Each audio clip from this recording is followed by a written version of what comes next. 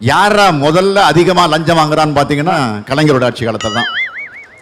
உங்க அண்ணன் எலெக்ஷன்ல நிப்பல எலெக்ஷனா? ஆமாடா. எவ்வளவு வாங்கியிருக்கேன் இவங்கிட்ட. இத சொல்லி ஓட்டு கேட்டோம்னா இறக்கப்பட்டு என்ன சிஎம் ஆக்கிடுவாங்க. உங்களை பூரா எம்எல்ஏ ஆக்கிடுவாங்க.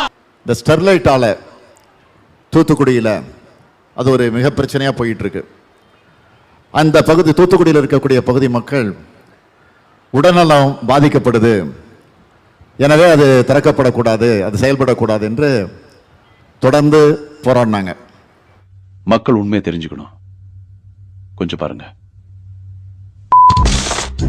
எங்க பிள்ளையெல்லாம் நாங்கள் செலவழிச்சு லட்சக்கணக்காக வாங்கி கடனை வாங்கி படிக்க போட்டிருக்கோம். எங்கள் பிள்ளைகளுக்கெல்லாம் எந்த ஒரு வேலை வாய்ப்பு இல்லாமல் நாங்கள் இப்போ கஷ்டப்படுறோம். அதனால எங்களுக்கு ஸ்டெர்லைட் கம்பெனி கண்டிப்பாக திறக்க வேண்டும். ஏற்கனவே உங்க பகுதி மக்கள் தான் திறக்க கூடாதுன்னு சொல்லி நேற்று மனு கொடுத்தோம். சார் எந்த விதமான நோய் கிடையாது சார். நாங்களும் அந்த ஊர்ல வாழ்றோம். ஊர்ல பிறந்து வளர்ந்து இப்போ அந்த ஊர்ல